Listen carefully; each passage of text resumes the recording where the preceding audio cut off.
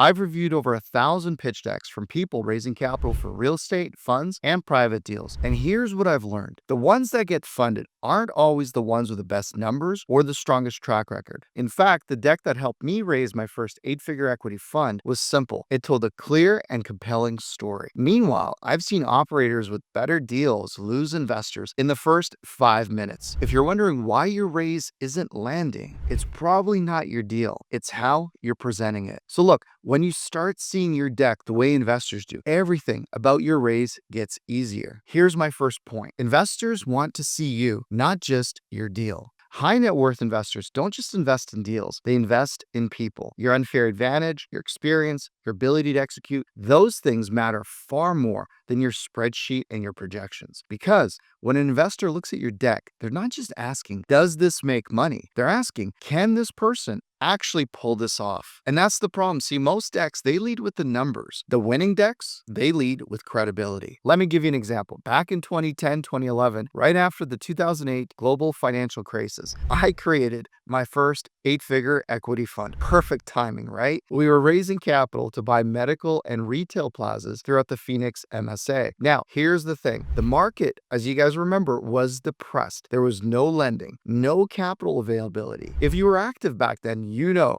confidence was gone. So how did we raise all that cash to buy these assets when nobody wanted to invest? Well, it came down to how we positioned the story. Instead of leading with projections or deal terms, we focused on 3 things: people, process, and portfolio. In that exact order. We made the story about the team and the execution plan, not just the properties. And that shift actually turned it from a hard sell into an obvious yes for a ton of investors. That's what I mean when I say they're investing in you, not your deal. There were a lot of people in the marketplace back then, but very few people were able to raise capital. The deals of a lifetime, the opportunities were all there. How come so few people were able to execute? The answer is the people and the processes were what defined whether you were able to raise capital or not. Point number 2, your investors want execution, not perfection. A lot of new operators think they need a 20-year track record to attract investors. The truth is, you don't. What matters more is showing that you have the systems, the effort, and the consistency to execute. Now, if you can say I've underwritten 47 properties in the last 90 days, that says way more than any fancy bio or resume. That's proof of effort. Investors need to see proof that you can follow through, even if your track record is short. So this is where my unfair advantage formula actually comes in. It's your story, it's your why, multiplied by the evidence and proof of those things being true. That's the formula that builds the credibility, even without decades of experience. Your why is your conviction, why you're doing this. Investors need to understand your purpose and your motive. Your story brings people context, what brought you here, what you've overcome, and how it's shaped your decision-making ability. And evidence and proof, well, that's the traction, the deals analyzed, the partnerships that you've formed, systems that you've built, or results that you've achieved. Here's what that actually looks like in real life. Let's say your why is revitalizing your local community. Your story might be that you grew up watching small businesses get shut down after 2008. And your evidence could be that the 20 business owners you've already spoken to need retail space exactly the way you're describing it. Or your why might be as simple as creating financial freedom for you and your investors. Your story, maybe you left a corporate banking job to try to build something that you control. And your proof could be that first acquisition that you did, when you hit an 18% IRR, you realized that you could actually do this full time. So when you combine those 3, your why, your story, and your proof, you build trust before the deal ever starts. And if you're early in your journey, like I was when I got started, I was in my early 20s, you can borrow credibility. You can partner with seasoned operators, align with experienced advisors, and show investors that you have the foresight to build a team that can execute. Listen,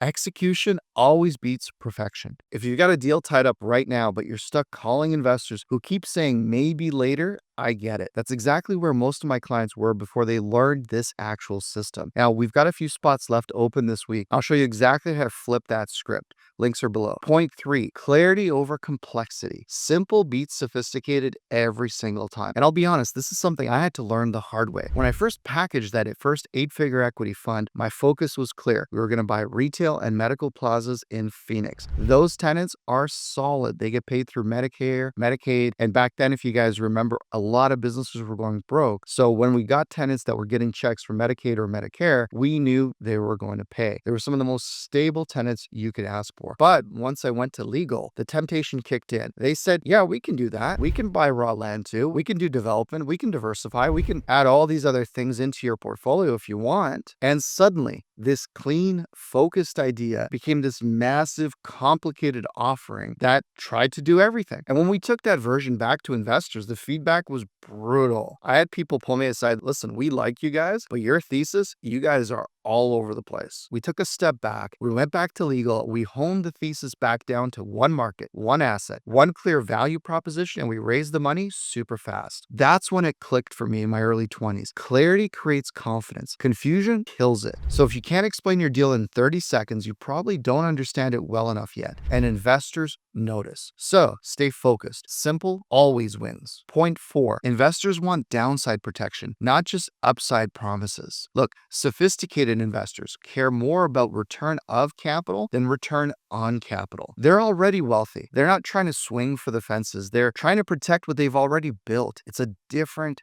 mindset. So don't start your pitch with blue sky projections. Start with worst case scenarios. Show them how you've taken as much of the risk off the table as possible. Talk about your conservative underwriting. Talk about your contingency plans for rate changes or vacancies. What's your plan B if the market shifts? Then, once they see that their capital is protected, then you can talk about the upside in the context of the downside. Because wealthy people think in this sequence: protection, then profit. Protect what they have, then make more money. When you show them that you think the same way, like a steward of capital, you stand out. You're not selling hype, you're showing discipline, and that's what real investors want to see. Bottom line, your deck doesn't raise the money, you do. The individuals who win don't just have better slides, they have better systems. So if you want to see how this actually works in the real world, watch my breakdown of how we bought a property for $11.1 million and turned it into an $18 million asset that cash flows to this day. Real deal, real numbers. And if you're ready to stop chasing investors and start having them call you, grab a call with my team. Links in the description below.